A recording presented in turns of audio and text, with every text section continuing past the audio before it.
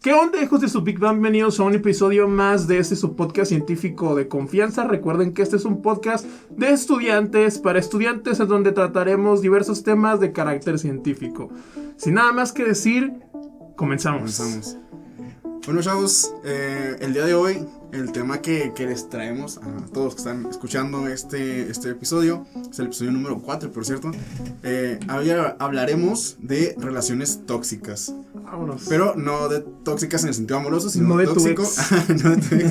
No de tóxico en el sentido de cosas que te pueden matar. Vamos a hablar sobre. Como tu ex. Pero vamos a hablar sobre la radiación. Y es que este tema sobre la radioactividad y cosas atómicas son como que los que más generan morbo, interés o curiosidad en las personas. Y esto yo creo que es por la grandísima cantidad de referencias a estos materiales y sus efectos que se muestran en la cultura popular. Y al darnos cuenta, que en muchos casos la realidad supera la ficción, es aquí cuando prestamos especial atención en todo lo que esto engloba, ¿no? Entonces, muchos nos dicen acerca de, es que explotó una planta nuclear en alguna parte del mundo, pero poco nos dicen sobre los efectos que esto genera y de qué es lo que está generando estos efectos. Entonces, realmente sabemos qué es la radiación y qué es lo que provoca. Entonces, este es el propósito de este episodio. Obviamente, además de platicar estas cosas y estos casos interesantes sobre todas estas cosas que engloban a este fenómeno, también pues hay que recordar que este es un podcast de ciencia, así que vamos a explicar qué es la radiación, qué es un reactor nuclear, qué riesgos generan estas cosas. Realmente es tan peligroso como nos la platican. Así que acompáñenos a lo largo de esta hora, de esta hora. Y pues empecemos por el principio, ¿no? Y es que ya se hambre, ¿no? Sí, me recordó zanahoria. Zanahoria. Es que es muy confuso el hecho de que le llamemos radiación a muchísimas cosas, ¿no? El calor que emitimos de nuestros cuerpos, la radiación de una antena, la radiación para tratar tumores o las consecuencias de una bomba atómica. Sabemos que el calor que nos compartimos entre nosotros pues no nos genera daño, pero sabemos que una guerra nuclear pues sería catastrófica. Entonces, estas dos son radiación, pero ¿cuál es la peligrosa y cuál es la que es inofensiva? Y pues en general, ¿qué es la radiación?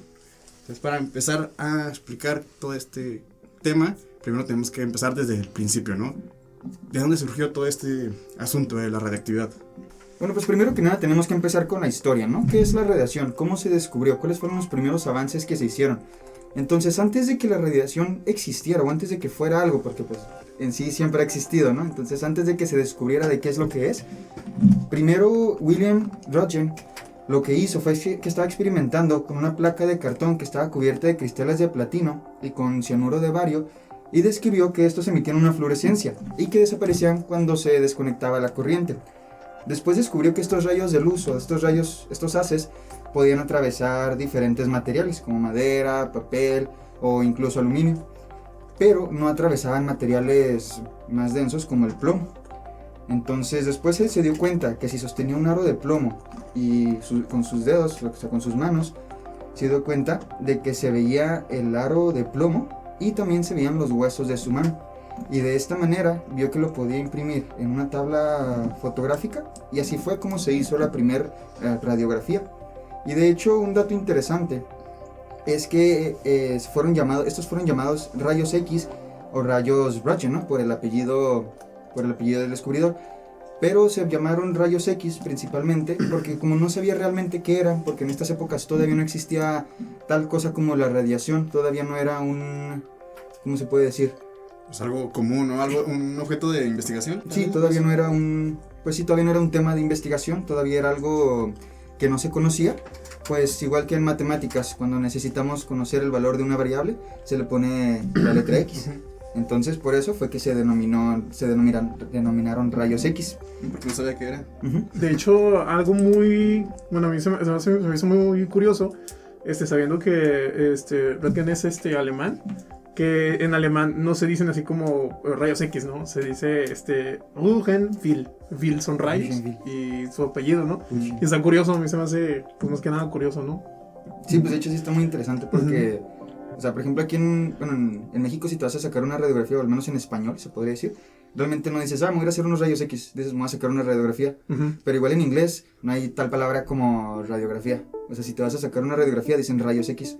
O sea, es una forma en la que varían también los idiomas ahí. De hecho, sí. ¿Me vas a sacar unos rayos X? Ajá, me voy a sacar unos rayos X, o un CT scan o cosas así, que son tomografía computarizada. Pero bueno, esos ya son otros tipos de rayos X, ¿no? De imagenología. Pero bueno, un año después, que fue en 1896, Henry Becquerel describió también por accidente la radiactividad. Él ya descubrió la radiactividad, estaba investigando sobre la fluorescencia y se dio cuenta de que las sales de uranio emitían una radiación que podía atravesar papeles negros y también algunas sustancias opacas. Estos rayos los denominaron como rayos Becquerel. Y luego en 1897, Marie Curie, que estaba muy interesada en los descubrimientos de Röntgen y de Becquerel, ella también empezó a investigar y gracias a las técnicas de su esposo, de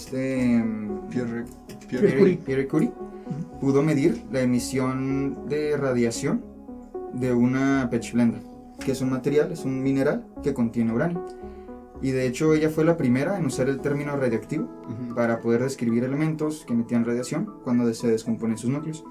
Y de hecho a Röntgen le dieron un Nobel en 1901 por su descubrimiento de los rayos X, y también a Marie Curie le dieron un Nobel, su primer Nobel, fue el primer Nobel para una mujer de esto.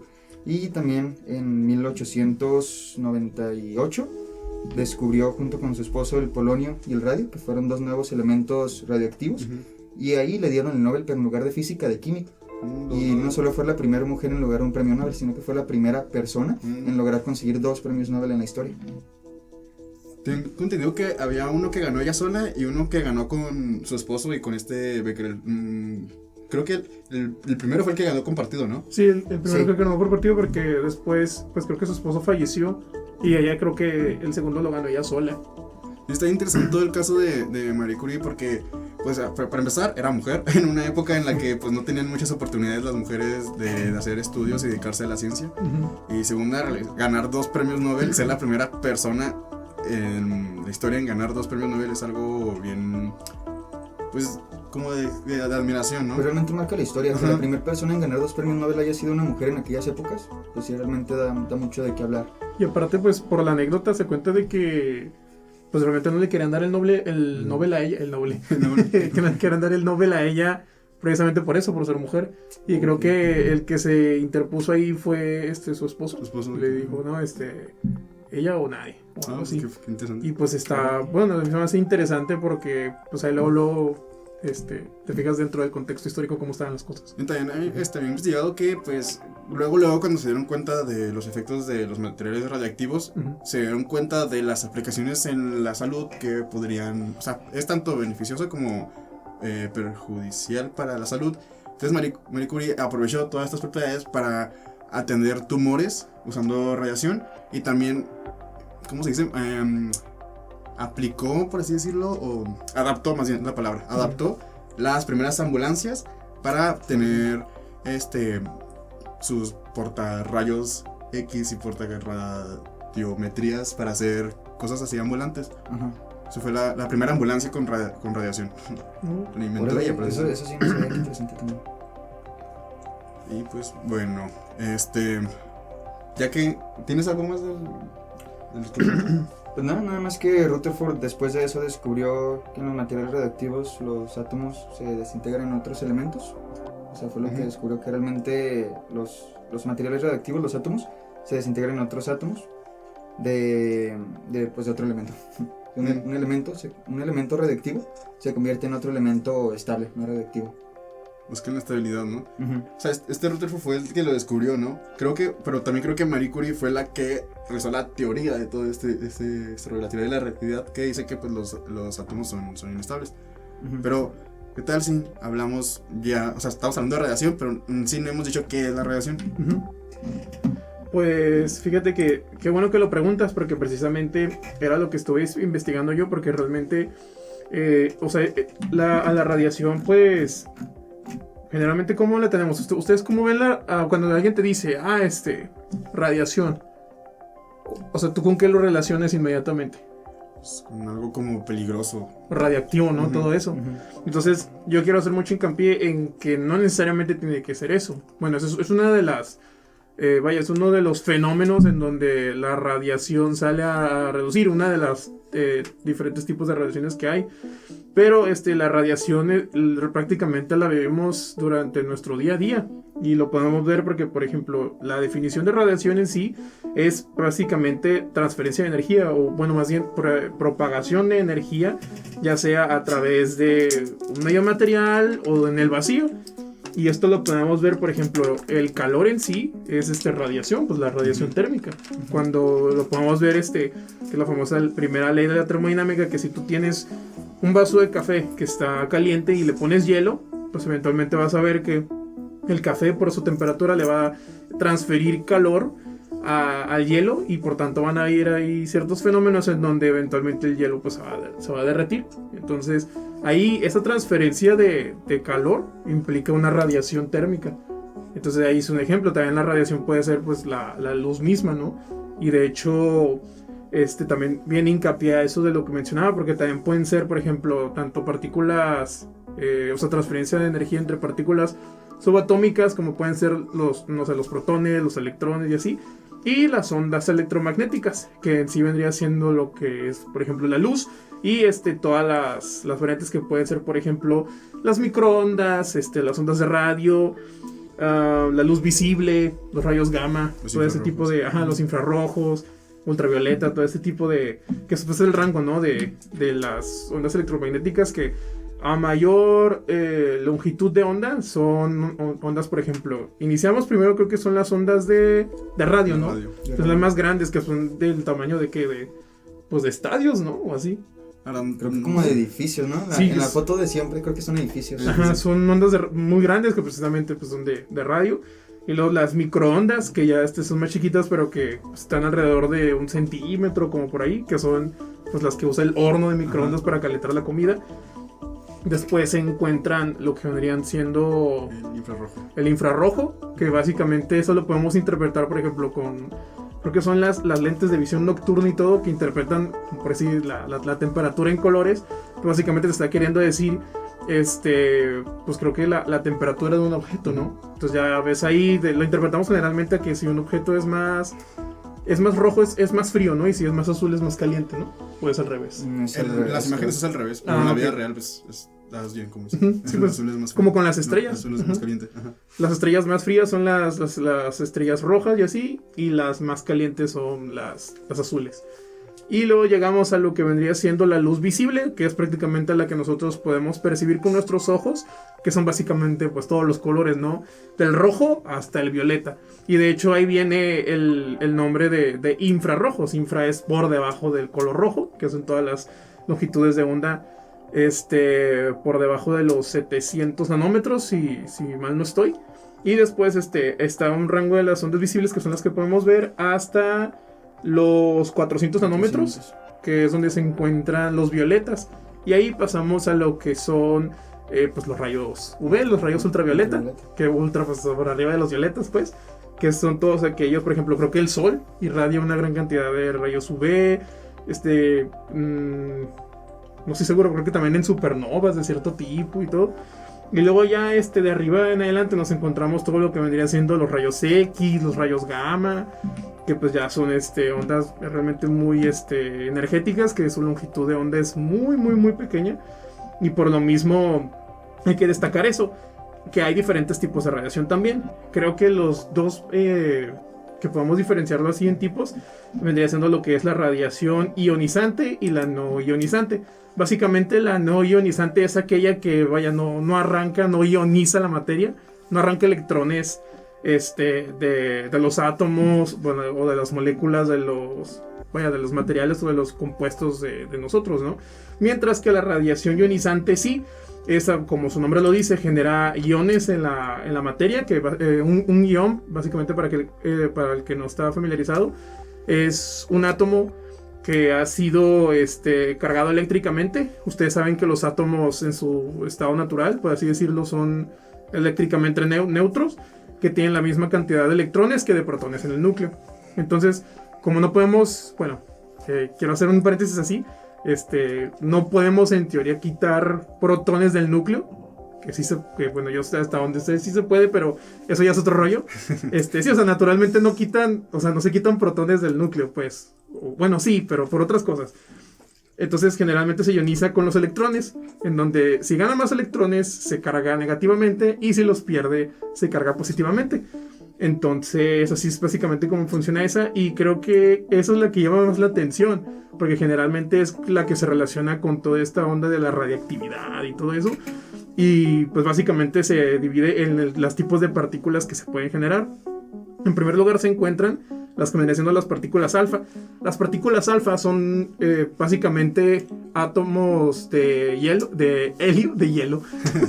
perdón, átomos de helio, que el helio es el segundo elemento de la tabla periódica, que en su estado neutro se encuentra formado por 2 protones, 2 neutrones en el núcleo y por 2 electrones, pero como está ionizado, está cargado positivamente porque nomás son 2 protones. A la hora de que se generan esas partículas alfa, la característica de estas es que tienen mucha masa. Los protones son muy masivos y por lo tanto generalmente como que no generan, bueno, no hay mucho problema, por ejemplo, con nosotros. Creo que esas las puedes bloquear como una hoja de papel. Entonces ya inmediatamente te das cuenta de que no, pues creo que no atraviesan tejidos y así, aunque sí son muy energéticas. Estas partículas creo que se utilizaron en el experimento de Rutherford, para descubrir que el átomo estaba vacío. Sí. Se utilizaron esas. Después se encuentran las que vendrían siendo las partículas beta, que básicamente son electrones o positrones. Un positrón vendría siendo como... ¿cómo decirlo? Como el hermano gemelo malvado del electrón. O más bien creo que el electrón sería el malvado porque es negativo. Bueno, no sé. El punto es de que, bueno, el electrón es como el original, ¿no? Él es el hermano malvado. El hermano gemelo malvado. Pues sí, es como el electrón tiene su masa definida y tiene su carga, que es negativa, y su momento y todo, su spin y demás. Pero resulta que se descubrió la antimateria, que son como versiones, vuelvo a decirlo, versiones malvadas de todas las partículas. Entonces el positrón vendría siendo como que su opuesto, vaya, tiene exactamente la misma masa y todo que el electrón, pero en lo que se diferencia es en la carga, puesto que el electrón tiene carga eléctrica negativa, el positrón tiene carga eléctrica positiva. Entonces básicamente es eso, ¿no? Se generan pares así de partícula-antipartícula. Y pues al momento de que tienen todavía menos masa que las partículas alfa, pues pueden atravesar más cosas. Aunque siento que, bueno, pienso más bien que esas creo que se pueden eliminar bueno, no eliminar, sino bloquear con láminas de ciertos metales y así. Así que pues igual, pues ya está ahí, ¿no? El detalle. Y creo que las partículas de beta se utilizaron precisamente, creo que para descubrir el neutrino. Algo así estuve viendo, entonces ahí también hay tela de donde cortar. Y ya por último tenemos lo que vendría siendo los rayos gamma. De hecho, disculpa que te interrumpe, pero hay 2 tipos de partículas beta. Porque haz de cuenta que pues en un átomo sabemos que los átomos están estables naturalmente, ¿no? Pero hay veces en el que tienen más protones que neutrones, o al revés, más neutrones que protones. Pero eso es otro rollo. Pero bueno. Es otro rollo. Sí. Entonces, en las partículas beta, lo que pasa es que, por ejemplo, cuando un átomo tiene más protones que neutrones, el protón se convierte en un neutrón y en radiación gamma, que te vas a explicar de eso, y ese se llama beta negativo, porque se convierte en neutrón, entonces pierde la positividad, por así decirlo, ¿no?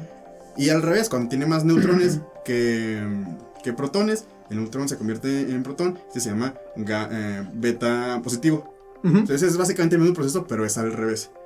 Entonces, pues nada más era ese paréntesis que quería hacer. Sí, no, y de hecho sí tienes mucha razón, porque ahí mencionas algo muy importante en el que yo hice mucho hincapié, que bueno, hice hincapié ahorita que expliqué lo de los átomos, pero que sí, que hay diferentes como versiones alternas, como si fueran de un multiverso, vaya, por así decirlo. Es como si tú tienes, por ejemplo, al Spider-Man El Spider-Man negro. Por ejemplo, puedes tener al Spider-Man de Tobey Maguire, pero también tienes al Spider-Man de Andrew Garfield, y tienes al Spider-Man de Homecoming, ¿no?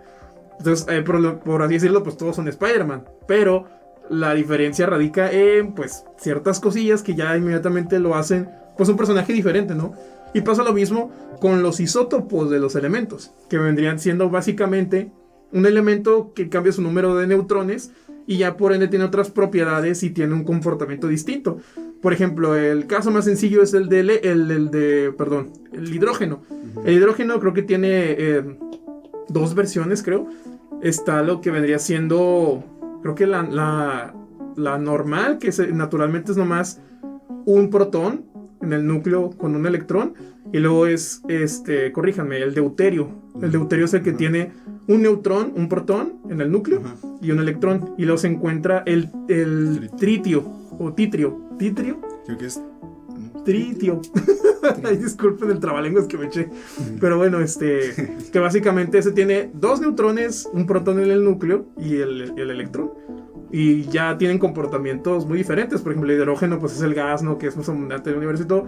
Pero ya creo que el deuterio es el que se usa para el agua pesada, algo así, ¿no? De hecho, ahorita voy a hablar de eso. ¿El agua pesada? Bueno, no del agua pesada, bueno, de una aplicación del agua pesada. Ah, ok.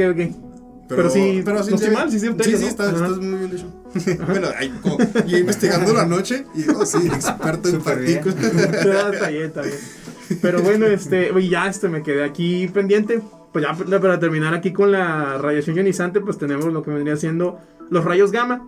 Básicamente, pues estas son radiaciones electromagnéticas, es fotones, pues luz, en donde básicamente igual que los rayos X, simplemente pues se diferencian a que, por ejemplo, los rayos gamma se producen en el núcleo atómico, mientras que los rayos X proceden de capas pues externas del átomo, ¿no? Ya podría ser sus orbitales o algo así por el estilo, los orbitales eléctricos.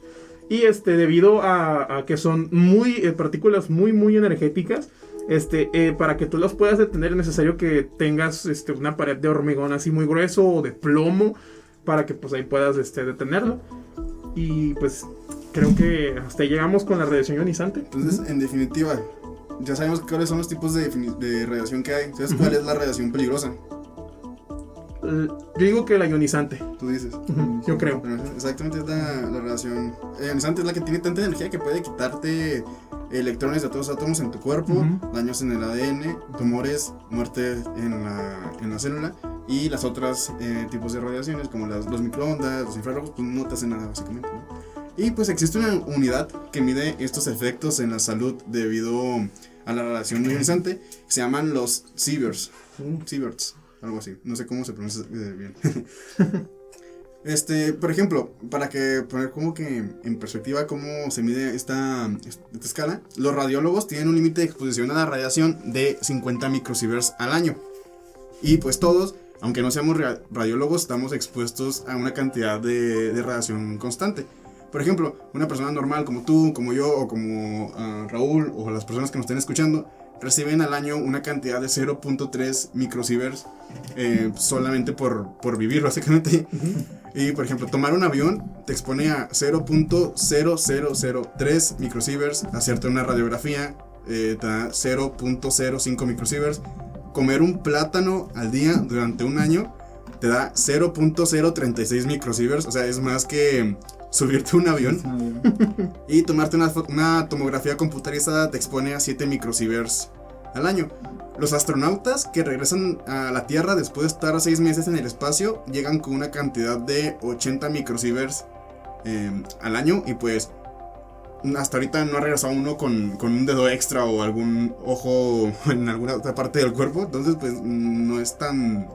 O sea, no tiene efectos tan dramáticos como los que creemos saber. Pero tal vez no crean quiénes son. Déjalo bajo aquí porque van a leer tremendo spoiler. No crean quiénes son las personas que están más expuestas a los daños de la radiación ionizante. Es pregunta. ¿A quién se le ocurren quiénes son los que están más expuestos a esas cosas? Pues las personas que trabajan en plantas nucleares. ¿Tú crees? Yo pienso que probablemente los radiólogos, ¿no? ¿Radiólogos? Radiólogos puede ser también. Pues en realidad lo que está más expuesto a la radiación ionizante son los pulmones de los fumadores. Ah, ¿los fumadores? Los fumadores. Sí, el tabaco tiene restos de polonio 210 que pues está pues, presente en el tabaco. Y que estas son partículas alfa, y como dices tú, no son capaces de atravesar el cuerpo. O sea, si tú tienes aquí al lado de ti una fuente de partículas alfa, no te va a hacer nada así directamente. Pero si por ejemplo ya le ingieres a tu cuerpo, pues ya adentro ya hace daño. Y pues eso hace los daños en los tejidos de los pulmones. De hecho, paréntesis, perdón que te interrumpa. No, está bien. Yo porque pues, se me olvidó, creo que es importante mencionarlo. Le iba a mencionar después, pero ahorita que mencionas precisamente eso del decaimiento de las partículas alfa y de los isótopos radiactivos, pues ¿qué es la radioactividad? ¿Por qué no lo dijimos? Pues la radioactividad básicamente es eso. O sea, hay procesos nucleares como la fisión o la fusión que lo que liberan mucha energía. Por ejemplo, en el Sol creo que se producen reacciones de fusión nuclear, que es cuando átomos ligeros, por ejemplo hidrógeno, se empiezan a mezclar para formar átomos de helio y así sucesivamente generan elementos más pesados y se libera muchísima energía. Mientras que por otro lado están los procesos de fisión nuclear, que son los que ocurren en los reactores nucleares y que para no espolear la grandes rasgos, pues básicamente es cuando un elemento muy pesado, que típicamente pues escoge por ejemplo el uranio o así, es golpeado por, no sé, un neutrón y lo fragmenta en elementos más ligeros y se produce una reacción en cadena. Y así va generando más elementos ligeros y todo, y se libera una cantidad de energía tremenda, que precisamente así es como van generándose los isótopos y todo.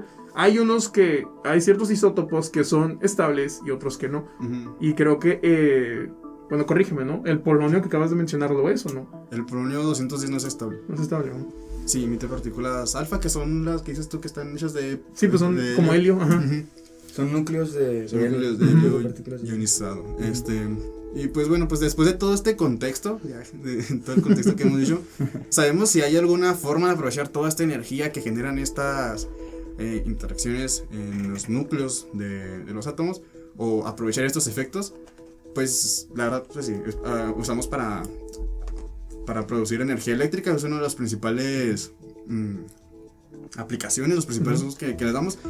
Pero bueno, en definitiva sabemos que la radiación nuclear y el uso de esta para la generación de energía, pues la verdad no tiene la mejor reputación del mundo, ¿no? Pues debido a accidentes como el de la planta de Fukushima, que vamos a hablar más adelante, o el del accidente de Chernobyl. Y pues investigando sobre estos accidentes, uno se da cuenta que pues por una base de errores, acciones y malas decisiones que se han tomado, y te das cuenta cómo el factor humano es un papel determinante en esas tragedias, y cómo en un reactor que está protegido con sistemas de seguridad a prueba de errores, aún así puede colapsar y crear semejantes desastres. Y te hace pensar en todas las plantas nucleares que existen en el mundo, porque un accidente es poco probable que suceda en una sola. Si tú tomas una muestra de una planta nuclear, pues es poco probable que pase. Pero cuando tenemos 450 plantas alrededor del mundo, estas probabilidades se elevan al punto de que la pregunta es la pregunta no es ¿esto puede volver a pasar?, sino que la pregunta real es ¿cuándo y dónde va a pasar? Entonces, pues, antes de empezar a hablar sobre todos los accidentes nucleares, bueno, los casos de accidentes nucleares que vamos a presentar ahorita, creo que es justo hablar sobre cómo funciona una planta nuclear. Pues bueno, una planta nuclear produce energía al igual que cualquier otra planta de energía. Esto lo hace mediante agua y vapor de agua. Lo que hace es que mueve una turbina, que este movimiento es generado porque calientas el agua hasta el punto que se evapora, y la presión hace que se genere, ¿no? La mayor parte de la energía que producimos en el mundo es generada por plantas de hidrocarburos, que queman hidrocarburos como carbón, gasolina, diésel, que calientan esta agua, que pues se expanden y generan esta presión y mueven la turbina y generan electricidad. Pero una parte menor de la energía que producimos es energía limpia, que se genera pues como en generadores eólicos, en plantas hidroeléctricas. ¿Qué otras energías limpias conocen? Por ejemplo, la biomasa. solar. ¿La de qué? La de biomasa. Que son desechos orgánicos. Oh, biomasa, sí, cierto. También ¿cómo se dice? La mareomotriz. O la geotérmica, ¿ya mencionó? No he mencionado. Pero la solar, bueno, la solar hay dos tipos, ¿no? Pues es una en la que con ¿cómo se llama? Espejos, ese fue el nombre. Con espejos enfocan la luz del sol hacia tanques que calientan el agua, la evaporan y generan la turbina. Y también hay paneles solares que, pues a diferencia de todos, aquí no hay turbinas. Y en una planta nuclear también se usa vapor de agua para generar presión. También se utilizan turbinas.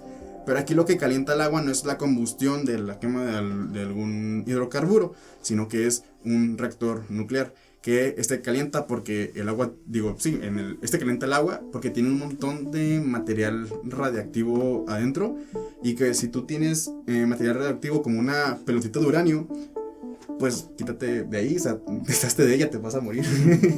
Qué tonto. Pero bueno, si tuvieras una pelotita de uranio, esto no produciría calor por sí mismo, solo tendrías un montón de radiación que te mataría al poco tiempo. Realmente necesitarías un montón de uranio para generar calor. Esto sucede porque el uranio es inestable. O sea, como ya explicamos, por ejemplo, un átomo de uranio 235 no está como que dice cómodo estando en ese estado, así que se deshace de un neutrón y estas partículas escapan del núcleo a una velocidad altísima, pero a unos 54.000 kilómetros por segundo. O sea que es una quinta y una sexta parte de la velocidad de la luz. O sea, es muy rápido. Muy rápido. Y cuando esta pelotita de uranio sale volando, las probabilidades de que estas partículas que escapan del núcleo de un átomo choque con otro núcleo de otro átomo, pues son muy pocas, ¿no? Porque el espacio que hay entre los núcleos es muy grande en comparación de su tamaño. Mira, es como, por ejemplo, si tuvieras este isótopo del uranio, del tamaño de una cancha de fútbol, bien lo decía Alex en el episodio pasado, el núcleo, donde están los 92 protones y los 143 neutrones, estaría en el centro de la cancha, ¿no? Sí. Y esto ocuparía el volumen de un grano de sal. O sea, todo lo demás, todo el resto del estadio es espacio vacío. Y debido a este espacio tan grande entre los átomos y a causa de esta velocidad tan alta que llevan, pues estos atraviesan como si no hubiera prácticamente nada ahí. Y hay muy pocas probabilidades de que una le pegue a otra. Pero cuando esto pasa, pues el átomo se rompe. Eso se llama fisión nuclear. ¿Y qué pasa cuando se rompe? Pues de un átomo de uranio ya tenemos dos átomos de otros materiales. Regularmente son pares de bario y kriptón, rubidio y cesio, xenón y estroncio. Y si hace las sumas, digamos, esto no es real, ¿no? Por ejemplo, digamos que el átomo en sí tenía 6 protones, ¿no? Sí. El átomo de uranio. Es un decir, ¿no? No exactamente. Pero para ejemplificar. Entonces, cuando lo chocan y se rompe, tienes, digamos, bario y kriptón. Y mides, y el bario tiene 2 protones, y el kriptón también tiene 2 protones, ¿no? Entonces, del original tenía 6. Entonces te quedan 2 que se fueron, o sea, aquí ¿dónde están? Pues se van en forma de radiación gamma y en forma de que se salieron volando, ¿no? De ahí. Y pues es la energía que utilizamos para aprovechar la energía y hacerla en energía eléctrica. Y pues esto, la cantidad mínima, o sea, no creas que es únicamente juntamos un chorro de uranio, lo ponemos ahí y esperamos a que se caliente, ¿no? Bueno, para hacer esto necesitas una cantidad mínima de materia que se llama masa crítica. Entonces, perdón, tú pensarías que solamente se necesitaría superar esta cantidad de masa crítica que hay dentro de un tanque y llenarlo de agua, hervirla, crear vapor, generar el movimiento y ya tenemos energía. Pero pues no es así, porque o sea, no es tan sencillo, porque cuando todo este montón de materia que está ahí, pues ocurre lo que se conoce como una reacción en cadena. Entonces se va calentando cada vez más indefinidamente, hasta que pues si tú tienes nada más un tanquecito simple, pues esa presión del vapor va a explotar y va a hacer que pues, se mueran todos. Entonces pues esto es básicamente lo que pasó en Chernobyl, ¿no? Cuenta que lo que pasa es que se evapora todo el agua que hay ahí, y este vapor hace que se incendie todo. Entonces manda nubes de cenizas radiactivas a la atmósfera.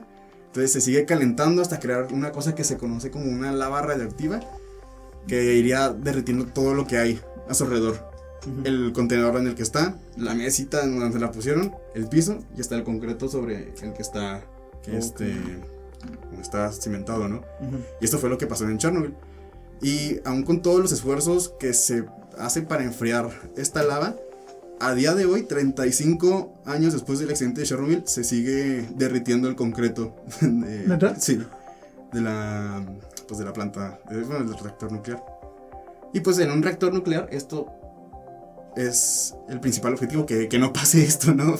Entonces, existen varios mecanismos para que un material radioactivo no se caliente indefinidamente. Lo que hacen es, con el boro, es un material que absorbe estos neutrones para desacelerarlos. Entonces los reduce de una sexta parte de la velocidad de la luz a 2 veces la velocidad del sonido. Okay. No, al revés. Esto es para que se genere más energía.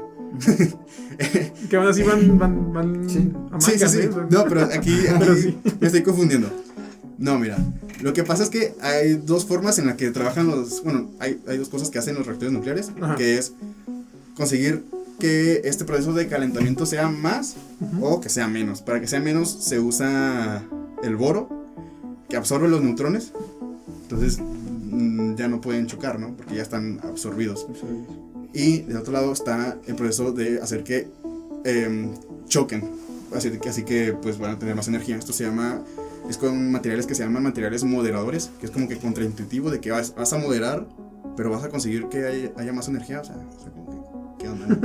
Pero básicamente es eso, de que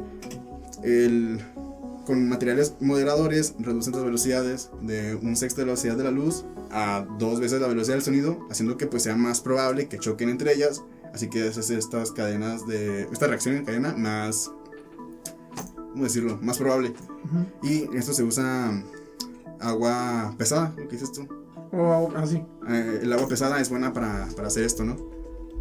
Y pues en resumen, una planta nuclear lleva a cabo una tarea laboriosa de mantener controlada la reacción en cadena del material radioactivo para producir la energía eléctrica sin destruirse en el intento y sin destruirnos a todos.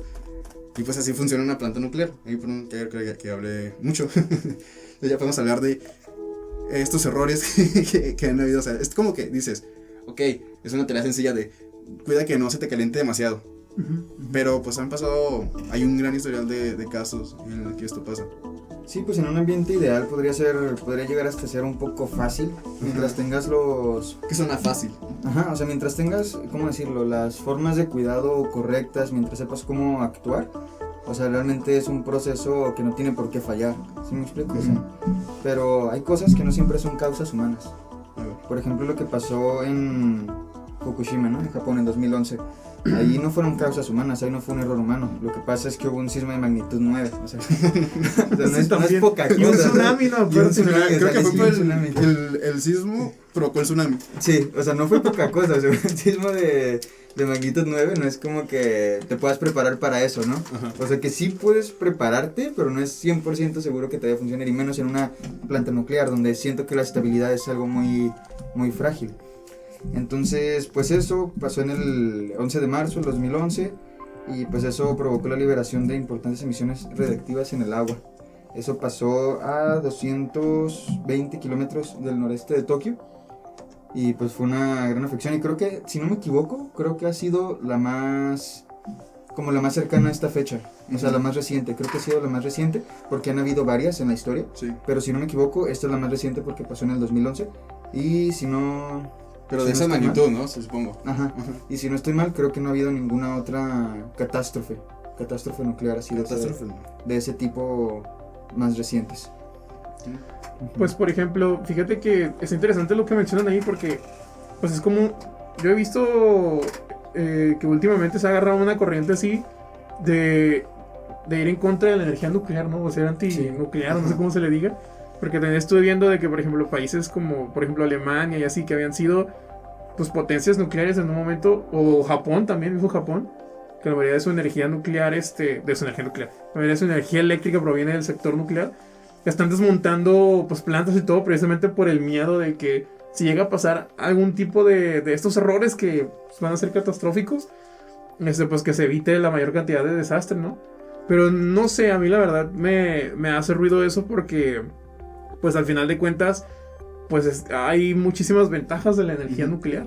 O sea, a pesar de que no pueda ser la más limpia, bueno, comparada con una energía pues, verde como el sol o la eólica y así, siento que es debería de ser de suma importancia ahorita que estamos haciendo esa transición de ya no hacer, por ejemplo, creo que para 2050 muchos países se están comprometiendo a reducir sus emisiones a cero en 2050. Ajá. Entonces imagínense cómo le van a hacer si las energías verdes en sí no pueden suplir esa necesidad que cubren las energías. Abastecimiento. Ajá, o sea, las energías como el carbón y así.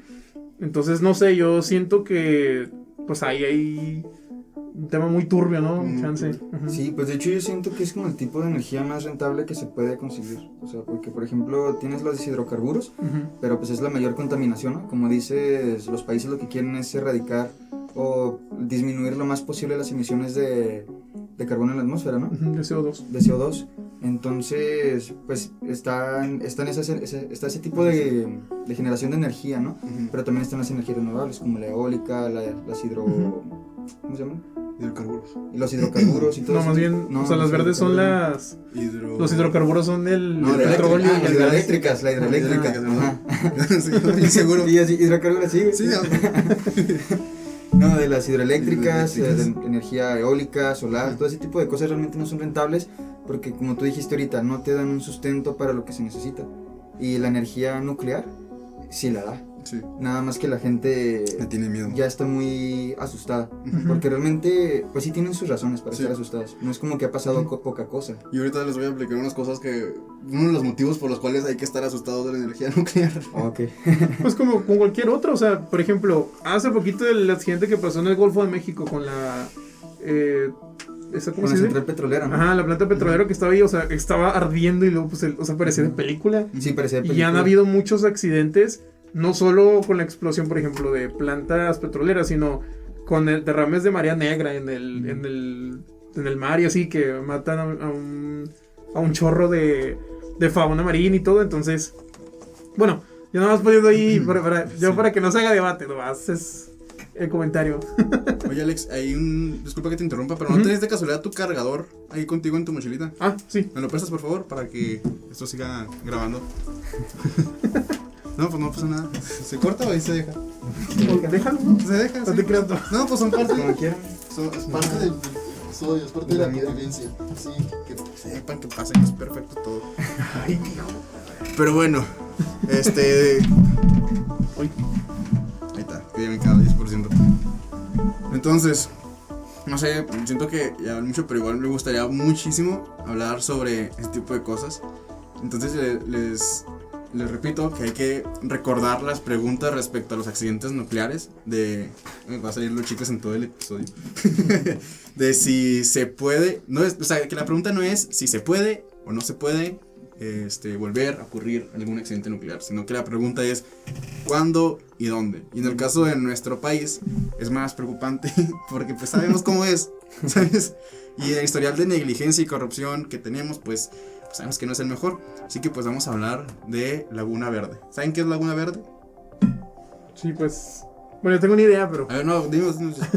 pues yo... Nomás así le da. Sí, pues a mí yo he visto que pues es una planta, es la única planta nuclear que tiene México, ¿no? Ujú.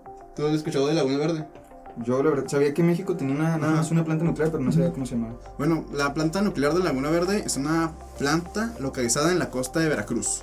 Esta fue planeada en los años 60, pero su construcción comenzó en los 70. Pero debido a múltiples demoras y recortes de presupuesto, el primer reactor fue concluido a finales de los 80. Suena a México. 20 años. 20 años casi. Además de que hubo varios movimientos, o sea, aparte de los recortes presupuestales, hubo varios movimientos en contra por parte de civiles, en especial después del accidente de Chernobyl de 86. Ah, pues es que era la Ujú. época, ujú, Entonces como que una pues época. ahí la gente estaba como pues preocupada, ¿no? asustada. Ujú. Pero el comienzo de las operaciones del primer reactor fue en 1990 y en el 95 fue donde arrancó en operaciones el segundo reactor. Son marca General Electric y son modelos de quinta generación, o sea que son modelos que salieron en el año 1969. O sea, ya están viejitos, ¿no? Viejitos. Tiene un sistema de seguridad redundante que en caso de que las barras de boro, como les dije, no puedan bajar por alguna razón, estas tienen un sistema de emergencia en el que inyectan una sustancia de una cosa que se llama pentaborato de sodio y ahí apaga el reactor. Y los turbogeneradores que convierten el vapor del agua en movimiento y luego en energía se renovaron en el 2007 y en el 2012 por generadores nuevos que aumentan la eficiencia, lo que hizo que en el 2015 fuera el año más eficiente de esta planta. Generó 11.176 gigawatts hora. Y dicen, ¿esto qué es, no? Pues no es un número, no te dice nada, pero esta energía es suficiente para abastecer entre el 3.6% y el 5% de la demanda energética del país. Sí, pues, Es bastante, la verdad. Pues sí, sencillo. Entonces, ¿qué onda con esta planta, chicos? ¿Cuál ha sido el trato? ¿Cuál ha sido la gestión? ¿Cómo ha sido gestionada esta única planta nuclear en nuestro país? ¿Cómo creen? Híjole, no, pues. Pues es que Sin yo diría que comentarios. como es la única, pues yo diría que bien. Pero en México. Entonces, Tristes, porque es regular. es regular. México mágico. Bueno, México mágico. en internet hay varios artículos, desde los más recientes hasta los que llegan en la década de los 90, que pues fue cuando inició operaciones, o sea, que se critica la seguridad de la planta nuclear. Dicen que la seguridad de la planta nuclear es una preocupación. Incluso en un par de estos, como en el 1999 y en el 2002, o sea, 12 años después de que inició operaciones, se informó una revisión por parte de una organización mundial que se llama la Organización Mundial de Operadores Nucleares, que señalaban más de 3.000 fallas y más de 5.000 sugerencias de acciones para solucionarlas. Y en las 72 áreas de observación en las que estos llegaron a auditar, 63 tenían irregularidades que comprometían la seguridad de la planta. Estaban mal y llevaban menos de 10 años. Bueno, llevaban 10 años en operación. Esto fue en el 99, han pasado 22 años y la calificación otorgada por esta organización, porque se hacen regulares auditorías, pues ha ido subiendo, pero esto pues, no es bueno, ¿no? Porque aquí califican del 1 al 5, donde el 1 es la excelencia y el 5 es, por favor, cierra. Y en el 2004 se otorgó una calificación de 3 y en el 2006 se le otorgó una calificación de 2. O sea, pareciera que iban mejorando, ¿no? Pero no necesariamente, porque miren, esta organización está operado, porque es un organismo privado operado por personas que están en el negocio de la energía nuclear. Las mismas personas que evalúan tu planta son las mismas que te venden el material y las refacciones, entonces no les conviene que cierren plantas nucleares. Además, este organismo no hace públicos sus artículos por temas de propiedad intelectual, ¿no? Y en una filtración, porque los hackearon o algo así en el 98, se reportaron un montón de incidentes como barras de control que no bajaron, o flujos de electrones por encima de lo permitido, o fallos en el sistema de prevención de fallos, fallos en el tablero de operación que impidió que se hicieran paros de emergencia, fallos debido a suciedad en contactos de alguna válvula que sirve para algo que la neta no sé, pero que es algo importante. Pero este fallo en la suciedad fue porque no se realizaban los protocolos de mantenimiento preventivo y varios eventos de pérdidas de refrigerante y muchas cosas más. También una vez, mientras se tenía en funcionamiento el 100% del reactor, se estaba investigando una entrada de aire y se detectó también una fuga de refrigerante. Esta fuga fue ocasionada por una válvula que fue removida y cuando la pusieron a meter no le pusieron el empaque. Ay, ok. Entonces, mientras revisaban un desperfecto que fue la fuga de aire, se encontraron con uno más importante, que fue el no pusieron un empaque. Y por último, también otro caso fue que un detector de gases fuera de la planta, que cuando fue reemplazado no fue calibrado correctamente y colapsó. Y esto fue en un lapso de un año. En el 98. De hecho, creo que fue menos, ¿no? Y pues en ese año, en el 98, se hicieron 7 scrams. ¿Qué es un scram? Es un paro automáticos del reactor. De que ya, paros, ya estuvo, ¿no? Pero ¿qué tanto son 7 scrams? Bueno, el promedio mundial es de 0.6 al año. O sea, si te pasas de eso, ¿qué quiere decir de 0.6? Es peligroso que haya scrams porque implican cambios hidráulicos y térmicos en la configuración del reactor que afectan a los sistemas de seguridad de la planta. Entonces, 0.6 es como lo máximo, ¿no? O sea, No, es como que el promedio, ¿sabes? De que hubo que no ok. tuvieron nada, hubo que tuvieron 1 y así, pero en promedio, en el año hubo un 0.6 scrams en el mundo. Y en México hubo 7 en ese año. Sí. México es el número 1. Y en los primeros 8 años de operación de Laguna Verde, ya se habían registrado 60 scrams. 60. O sea, ¿qué onda? Pues básicamente, o sea, estamos por arriba, ¿cuánto? Un chorro. 100%, ¿no? Sí. ¿Qué onda? Y desde enero del 2012 hasta julio del 2018 se han reportado 18 scrams. Bueno, perdón, un 100% no, 100 veces más. 100 veces más, Sí, sí. yo también acá. Que aparte de estos scrams, se le suman los niveles de radiación que superan los límites permitidos. Y además de todos los eventos irregulares que se han detectado, se sumaron 78 eventos de irregularidades en el 2012 y 76 en el 2015, que esos fueron los años con más incidentes. Es un físico ex empleado de esta planta, de la CFE. Ex empleado. Ajá, sí, llamado Leonardo Salas, desde el 96 ha tratado de exponer los problemas de seguridad de la planta. Y por eso está desempleado. Sí, por eso está desempleado. Me dio risa que yo es desempleado porque automáticamente vas a hablar de datos en contra de... Y en la última evaluación de la guano, que es este organismo que les digo que es el que te vendo las cosas, pero te evaluó también. 10. Ajá, le otorgó un 4 a Laguna Verde. Estamos hablando que sí, O sea que están muy mal. o sea, casi un por favor cierra ya. Ajá.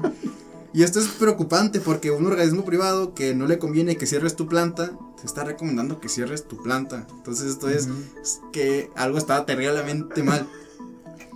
Pero el incidente con más notoriedad que ha tenido en la historia de esta planta ocurrió en el 2017, cuando 5 trabajadores fueron afectados por radiación emitidas en válvulas y tuberías en uno de los trabajos de recarga. O sea, básicamente le iban a poner más material al reactor y pues fueron afectados 5 personas, ¿no? Entonces dos de esas 5 fueron atendidos de gravedad y una de las personas dijo de que la planta trató de encubrir el incidente, omitiendo reportes, falseando datos, eliminando el material contaminado que debió haber analizado de forma incorrecta. O sea, no lo analizaron de forma incorrecta, sino que este material que debía ser analizado fue desechado de manera incorrecta, ¿no? Y esto solo es la parte de operación de la planta. También existe mucha preocupación sobre la manera en la que se manejan los residuos. De hecho, por anomalías en este ámbito, en el 2013 la CNSNS, algo así, que es la Comisión Nacional de Seguridad Nuclear y Salvaguarda, multó a Laguna Verde por 768,000 pesos. Una multa, Pero no es tanto. no es nada, ¿sabes? No es nada. Un poquito. O sea, comparado con los daños que genera toda O esa... sea, no ¿pero es qué nada. año fue? No, y Del luego, 2013. o sea No, es no fue que es la nada única eso. planta nuclear, o sea, ¿quién más va a multar? Sí, ¿sabes? Es como que digo, no, es que a los de allá tienes que ponerte el tiro porque a ellos les va chida, ¿no? Es que eres que la única, ¿sabes? Pero bueno, es que la tarea nuclear, digo, la energía nuclear no es una tarea fácil, ni tampoco es barata de hacer, pero muchas personas creen que vale la pena, bueno, creemos que vale la pena, porque es una manera de producir energía más limpia en comparación de los hidrocarburos. Pero yo creo que en el año pasado se expiró la licencia del reactor 1 y en el 2025 se va a expirar la del 2. Entonces habrá que hacer una revisión de ver si vale o no la pena seguir con la operación de seguridad de estas cosas, ¿no? Y pues esa es nuestra planta, única planta nuclear. Por eso creo que México no... pues es que dicen, ¿por qué México no tiene más plantas nucleares? ¿Por qué México no tiene armas nucleares? Pues por eso y por otras cosas que vamos a ver más adelante. Entonces, creo que traes otro caso, ¿no, Raúl? Pues de hecho yo traigo el del cobalto 60 que pasó en Ciudad Juárez en 1984, no sé si le suena. A ver, Sí. Sí, pues se trataba de unos metales que fueron adquiridos de forma ilegal. Los Ajá. compraron así como a el mercado negro, ¿no? De forma ilegal, no sé cómo exactamente. Pero fue de una empresa de radioterapia de México. Ajá. Entonces lo que se hizo fue que terminaron abandonados, o sea, como que quebró la compañía, quebraron, y luego agarraron los equipos, ¿cómo se dice? fundieron. Ajá. Los fundieron con otros metales y crearon casi 6,000 toneladas de metales contaminados, de varilla contaminada. Y de hecho se cree que al menos unas 4,000 personas fueron afectadas por esto. Y de hecho no solamente se quedó en Juárez, también afectó otros 15 estados, bueno, otros 14 estados de México, fueron 15 en total, y también algunas ciudades de Estados Unidos, que creo que ustedes, yo no sé cuáles, pero alguien las dijo ahorita, ¿no? Sí, creo que, bueno, no que falla, bueno, es que te entrego el caso que es tuyo, pero sí creo que fue Los Álamos y pues El Paso, supongo, la verdad, no sé si sea... ¿El Paso y Los Álamos? Ok. Pero, pues sí hay que decir de que, pues bueno, lo que yo dije del Agua Verde fue como que, y lo de Fukushima, pues son accidentes de una planta nuclear. Pero, por ejemplo, hayan habido otros peligros de radiación, ¿no? Por ejemplo, por aquí tengo el dato de que... Ay, disculpen... aquí está.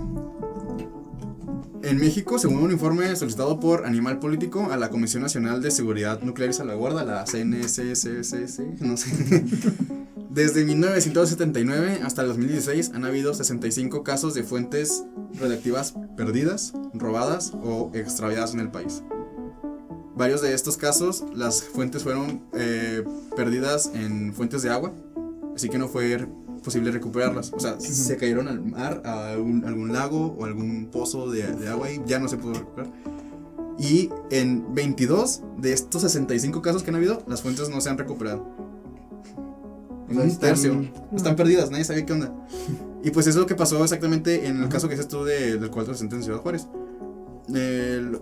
Dices tú, se consiguió un aparato de radiografía de manera ilegal, traído de Estados Unidos, que pues es bastante, que está hecho de cobalto 60.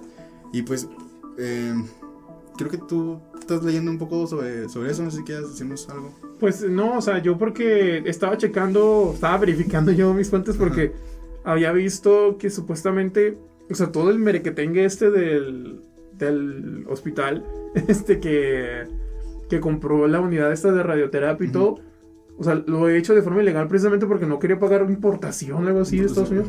O sea, y bueno, estaba verificando. Está claro que lo que estoy mencionando, no sé si haya sido así o no. Ando confirmando eso. Pero pues de hacer así se me hace como que muy... No sé, es como gracioso, pero en un sentido muy oscuro de que, híjole, o sea, por una cosita así, o sea, es como que no quieres hacer, por no seguir una reglamentación que por algo es, para que a todos nos mantengan, pues de cierta manera, pues sanos, no vivos, no lo quieres hacer y terminas afectando de una manera tan grande a una ciudad que pues, o sea, por decisiones así se me hace muy el problema no es que no solo afectó a la ciudad, sino afectó a todo México. Sí, pues por las varillas y todo. Hay cuenta que, como dices tú, estaba en el Centro Médico de Especialidades sin ningún tipo de protección, sin ningún tipo de señalamiento que dijera que eso estaba siendo material peligroso. Entonces, el jefe de ahí le dijo a un técnico de mantenimiento: oye, pues si quieres, llévatelo. Véndelo como chatarra. Véndelo como chatarra. Sí. Entonces el vato le dice a un compa suyo de que, oye, ayúdame a llevarme esto porque pesaba 100 kilos, porque estaba cubierto por tuxteno. O sea, el cobalto estaba cubierto por capas de tuxteno, que es un metal muy denso. Entonces pesaba 100 kilos, le pidió ayuda y se lo llevaron a un yonque aquí en Ciudad Juárez que se llama Yonque Fénix. Estamos hablando de que el Centro Médico de Especialidades está en el norte de la ciudad y el Yonque Fénix está en el sur de la ciudad. O sea, estaban a puntos completamente opuestos y en algún punto de este trayecto se les ocurrió perforar la fuente radioactiva. Entonces, estaba en una camioneta Datsun, y atrás de la camioneta todos estos gránulos de cobalto 60 se fueron esparciendo por ahí. Y aparte también por todo el tecnológico, dejando caer todo este tipo de material radioactivo. Y luego llegaron al Yonque Fénix y ese mismo día se la compraron. Y ese mismo día le consiguieron también recomprador, ¿no? La vendieron por 1,500 pesos. Les dieron 1,500 pesos. Luego estaba bien raro porque había escuchado que estos datos les dio que diarrea, vómito y quemaduras, pero normal, ¿sabes? De hecho pensaban que era diabetes. ¿Pero quiénes? A los A los trabajadores. Ah, porque yo he escuchado también que cuando sucedió todo el desastre que se dieron cuenta y todo, inmediatamente jubilaron no jubilaron, pues no sé cómo se les diga, a los trabajadores del Se yonke. suicidaron. No, o sea, porque bueno, no he checado bien, pero hasta donde se sabe, no ha habido como que repercusiones de salud en esas personas, ¿no? Por ejemplo, Ajá. el señor, ¿cómo se llama? ¿Vicente? Vicente. El señor Vicente, el que El de fue dueño de la troca. el que desmanteló y todo, pues él no falleció de nada relacionado con eso, ¿no? De hecho, es que está una historia acá de, ¿cómo decirlo? De México mágico, todo ese asunto. Porque haz de cuenta que, pues, el señor va y deja en el Yonke Fénix su material radioactivo, ¿no? Entonces, entre que se movía dentro del yonke, entre los depósitos de chatarra, con otros metales, que se fueron contaminando, y además de que estaba siendo trasladado por una grúa, un electroimán, que pues estaba así moviendo todo, estaba esparciendo todas las partículas radiactivas por todo el yonke. Y además de que se había el cobalto tiene propiedades magnéticas, entonces se pegó al imán. Entonces mientras ellos estaban de que moviendo material limpio, también estaban contaminando todo este asunto, ¿no? Entonces todo lo que se generó ya estaba contaminado, mientras que el señor se fue en su camioneta, que vivía allá por la colonia Altavista, allá en el centro de la ciudad, cerca del Chamizal más o menos, y se le descompuso la camioneta y la dejó ahí como una semana. Y luego ya después dijo que la va a poner cerca de mi casa, ¿no? Le robaron la pila.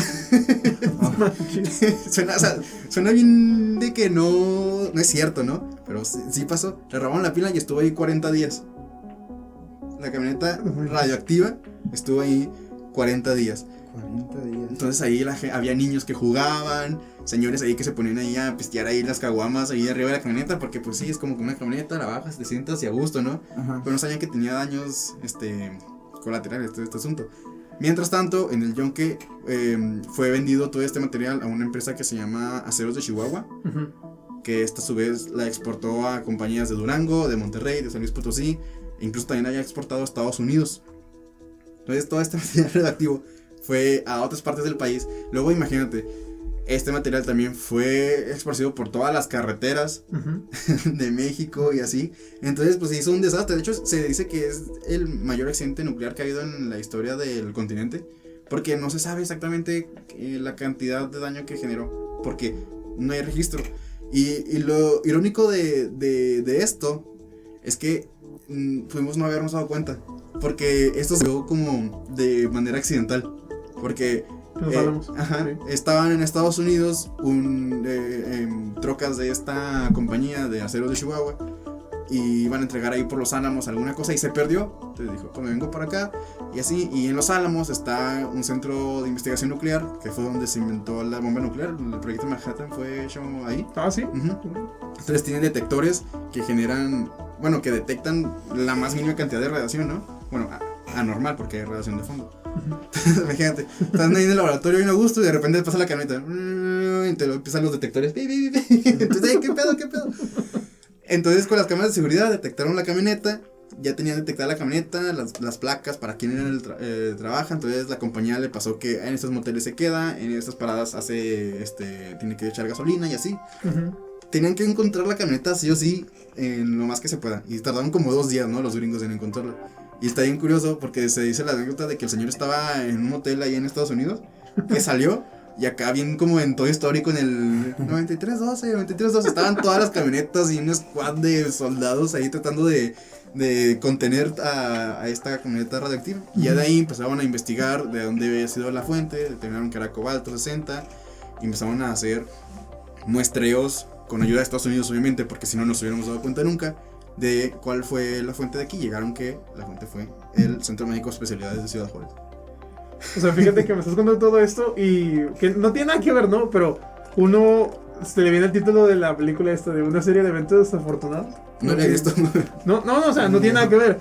Pero yo porque me vino el nombre, ¿no? De que pasa esto y esto y luego pasa esto. O sea, es como...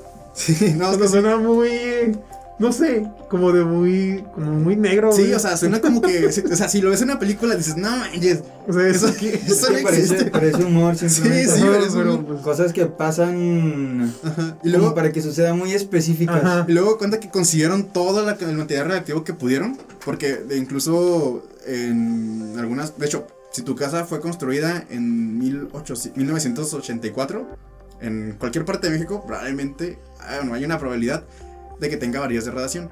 Hubo casas que sí se detectaron y que hicieron que que fueron decomisadas, por así decirlo, y fueron destruidas con la promesa de compensación económica por los daños.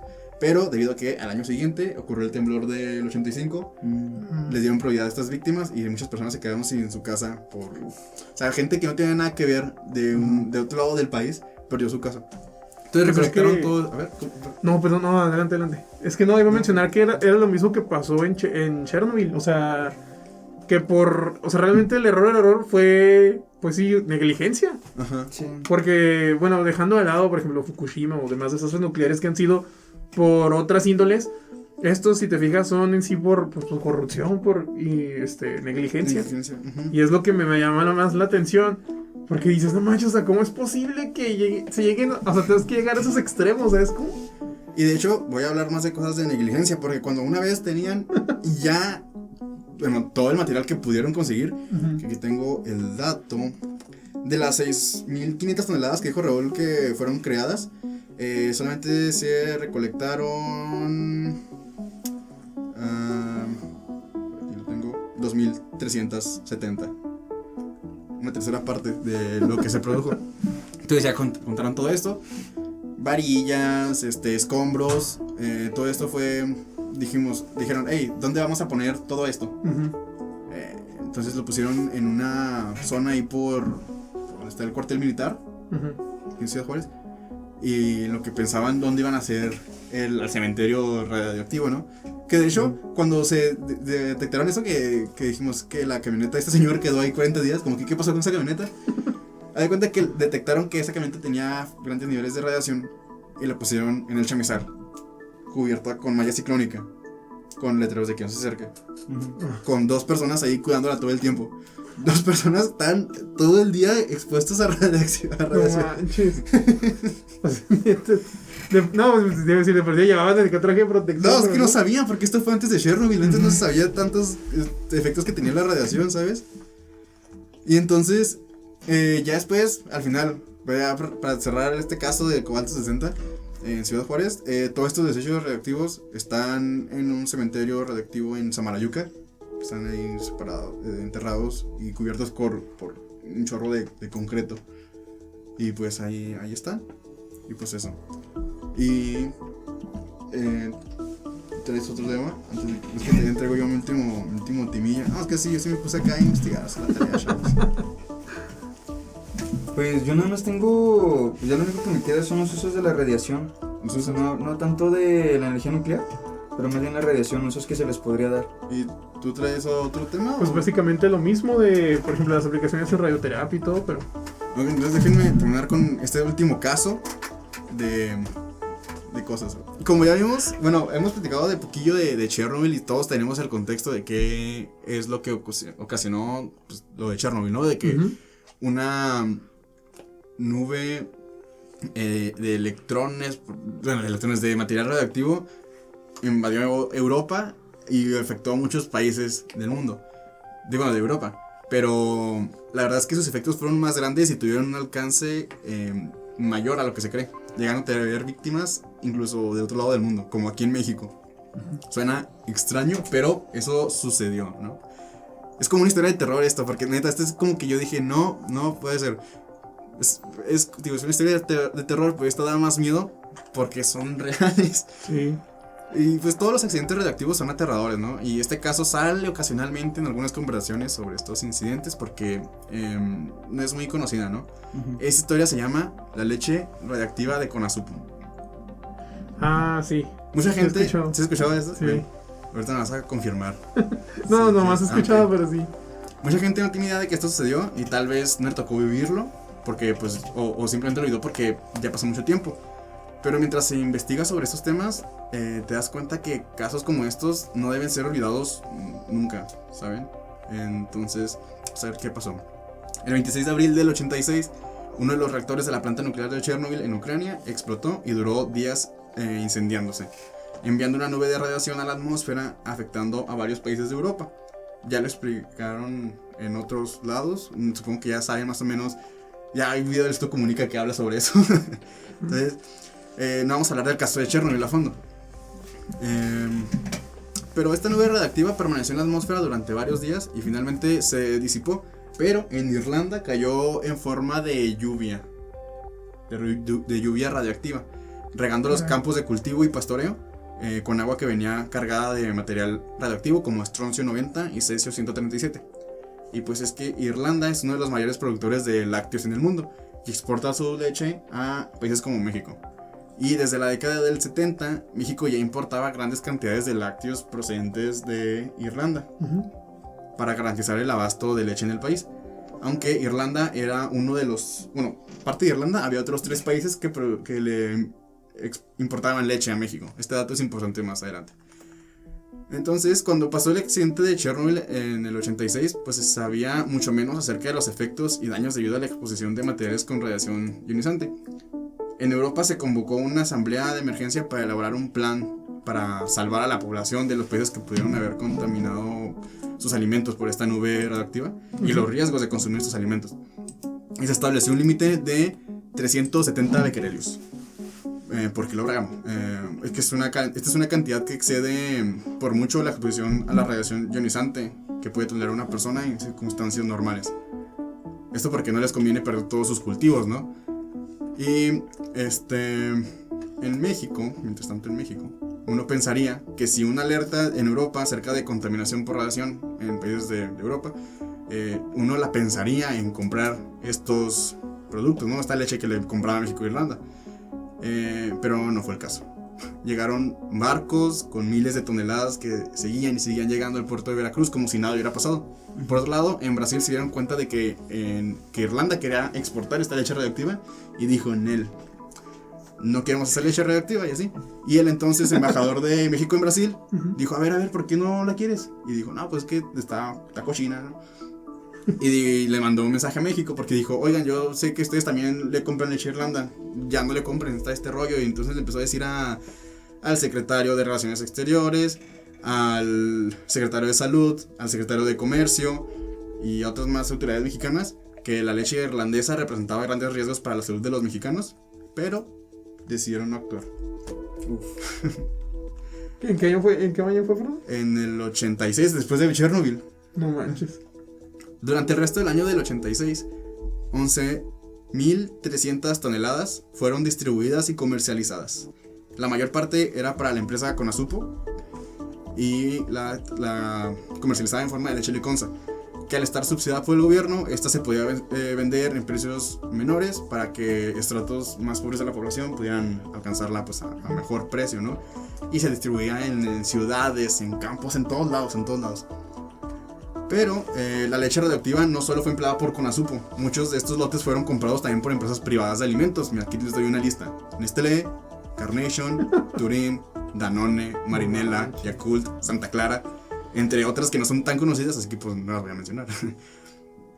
Realmente nunca sabremos los niveles de radiación de la leche que se distribuyó desde el 86 hasta principios del 87.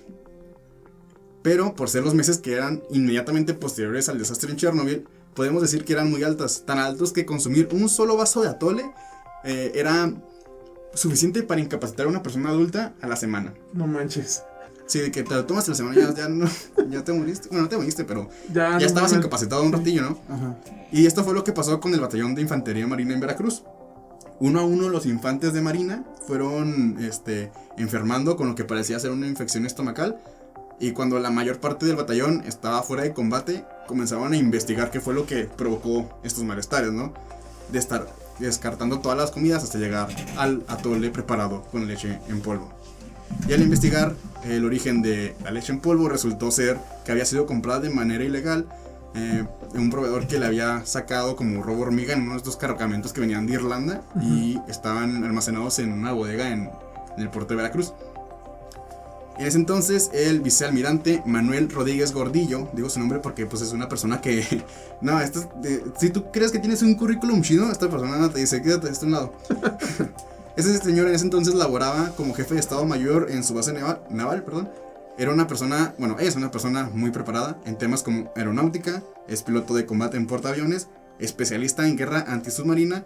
Una vez se graduó de un curso en primer lugar, superando a Neil Armstrong. El primer hombre en pisar la luna, Sí. que quedó en segundo lugar. O sea, este señor le ganó a Neil Armstrong. También tienen estudios de matemáticas y física, es ingeniero geógrafo, tiene posgrados en táctica y estrategia, en mando naval, en estrategia, en geopolítica y otras cosas más. Pero creo que quedó claro que este señor es una pistola. Y es de los pocos buenos de esta historia. Cuando este señor supo de la existencia de la leche en polvo que enfermó al batallón, el vicealmirante sospechó que podía ser envenenamiento por radiación, debido a que había escuchado de los peligros que había provocado estas cosas en Europa, en Chernobyl. Este señor, al ser ahí todo un nercillo, pues tenía a sus amigos nercillos con los que jugaba ajedrez. Y en este caso, un físico llamado Miguel Ángel Valdovinos, que era un físico nuclear que se encontraba trabajando en la planta nuclear de Laguna Verde, que está a 70 kilómetros de ahí, que está muy cerca. Pero aquí todavía no habría. Este señor aquí fungía como jefe de laboratorio y el vicealmirante, señor Manuel Rodríguez, estaban trabajando para hacer como que planes de emergencia, de seguridad, de defensa de la planta y todos estos protocolos, ¿no? Entonces este señor le dijo, mira, aquí tengo una muestra de la leche radioactiva, chécala, a ver qué tal, creo que esto tiene radiación, ¿no? Todavía no sabía que tenía radiación.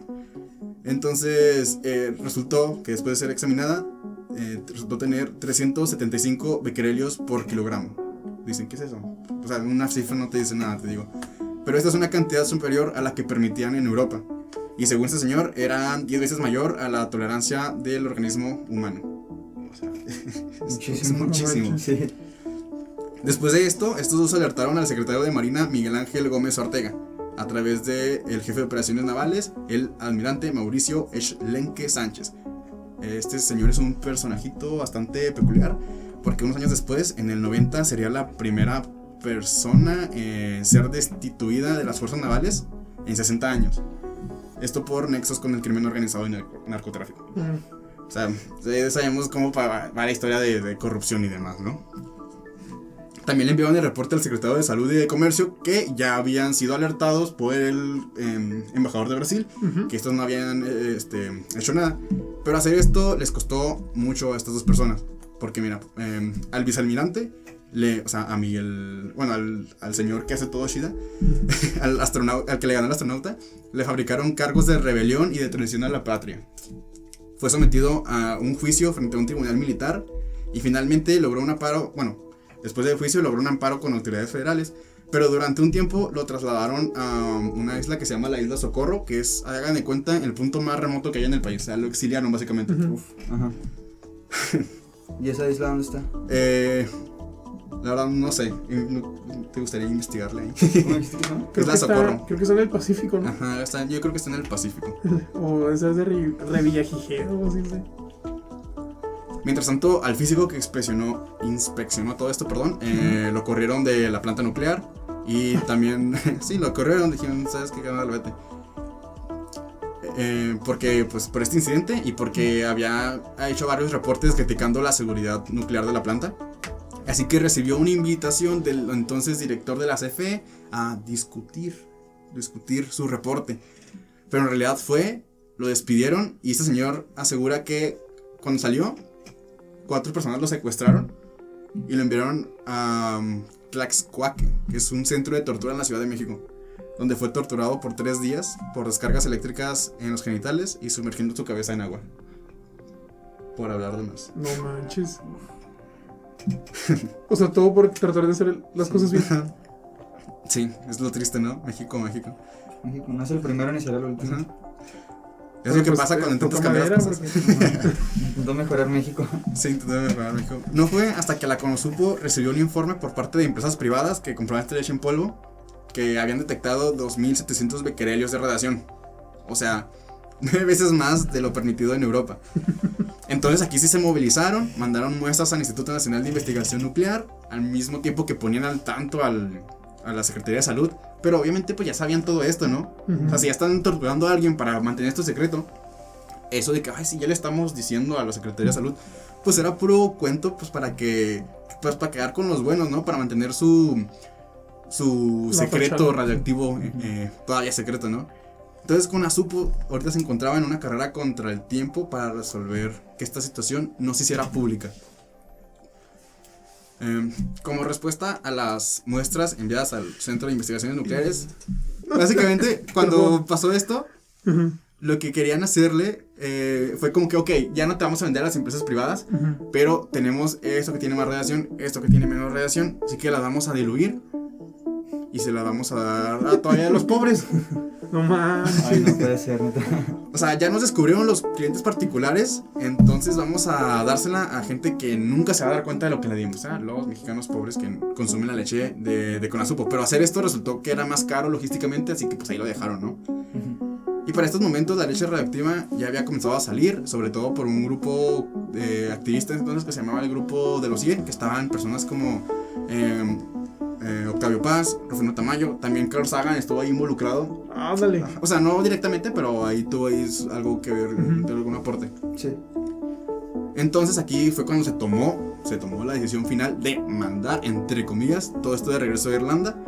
Oficialmente esa fue la historia que contó el gobierno, pero en realidad es que estos barcos salieron de Veracruz, llegaron a Tamaulipas y su intención era regresarlos a la Ciudad de México por tren. O sea, aferrados. Aferrados. Entonces, ¿qué pasó aquí? El tren descarriló en Monterrey.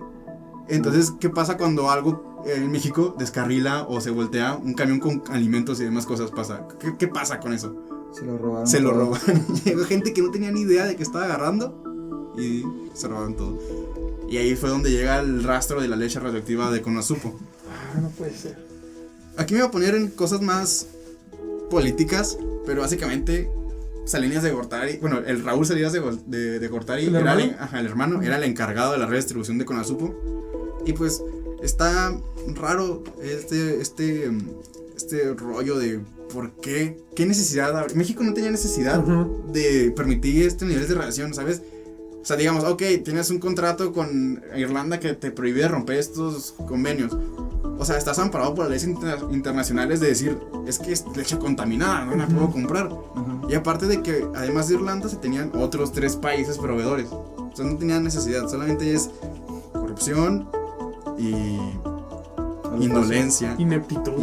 O sea, porque aferrados. Aparte, además, aquí vamos a culpar en esas cosas a los señores que hicieron omisiones en las secretarías de salud, a Salinas de Gortari, que se supone que era el mero de CONAZUPO, o al presidente. O sea, esto pasaba realmente a espaldas del presidente Miguel de la Madrid en ese entonces. Y pues bueno, aquí en la descripción voy a dejar las fuentes de todo esto porque va a ser que es un chismecito acá más acá. Y está muy interesante. Muy interesante. Pero aquí están todos los. Bueno, en el video de YouTube voy a dejar los links de todas estas cosas. Causas de aumentos de cáncer en niños y de bebés que nacieron en esa época y demás cosas. Entonces, pues no hay que tenerle miedo a la radiación. ¿Qué vamos a ver?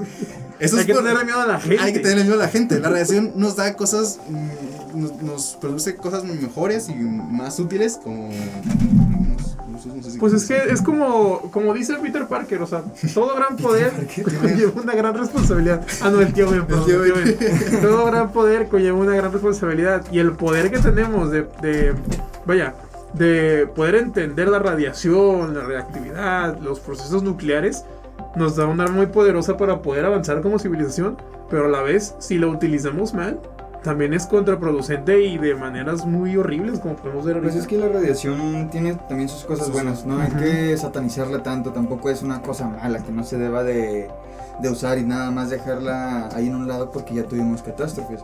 O sea, son cosas que nos ha marcado la historia, que pues no debemos de volver a repetir, ¿no? Para eso está la historia se enseña para que no se vuelva a repetir los errores del pasado. Entonces, pues uno de los usos de la radiación que pues yo que encontré, pues es, por ejemplo, se pueden usar para la agricultura, para la industria, las investigaciones científicas, se puede usar para las fabricaciones de servicios que nosotros usamos, o sea, de servicio de uso público o ¿cómo se llama esto? De electrónicos, ¿no? Lo que tú quieras. Y también como de lugares áridos, lugares que no tienen la suficiente agua, Por ejemplo, ahí usan radiación para poder usar para poder echar a andar plantas de desalinización, para poder hacer potable el agua salada. También en agricultura es control de plagas, se esteriliza las plagas para que no se sigan reproduciendo, también criadero de ganado más resistente a enfermedades.